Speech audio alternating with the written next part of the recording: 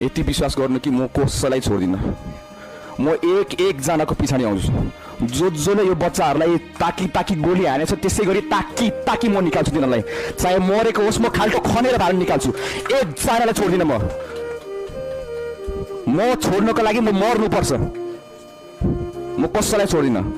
एक थोपा रगतको म बदला लिन्छु। यिनीहरू गोली हान्ने मान्छेलाई म झिकाउँछु। सबैले जस्टिस पाउँछ। सबैले जस्टिस पाउँछ।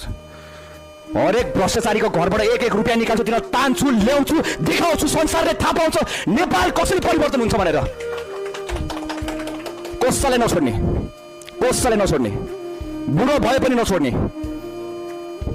म कसैलाई छोड्दिनँ। यो तपाईँहरूको मिडिया मार्फत म भन्न चाहन्छु कि म कसैलाई छोड्दिनँ। म एकजनालाई छोड्दिनँ। म मेरो देशको कसम खान्छु।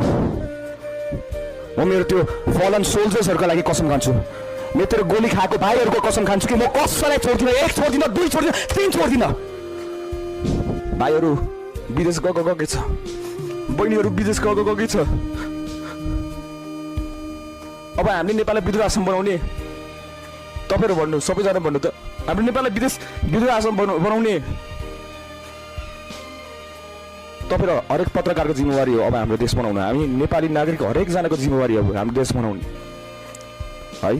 चाहे त्यो नेताको कार्यकर्तै होस् होइन, उहाँहरू त नेपाली हो नि त, जे जस्तो भए पनि।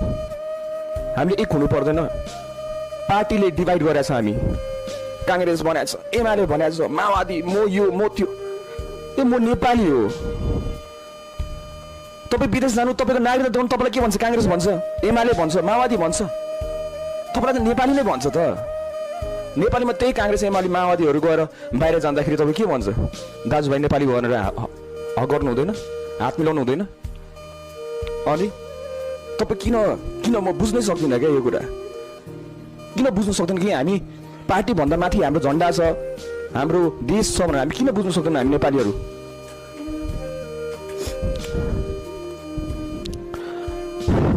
सतीले सरापेको देश भन्छ।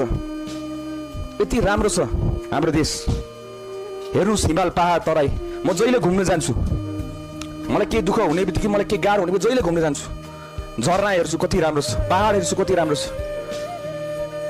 रमाउँदै हिँड्छु म आफ्नो देश हेर्दै। घरमा फर्काएपछि सबैजना त्यही दुःख देख्दाखेरि कति गाह्रो हुन्छ मलाई।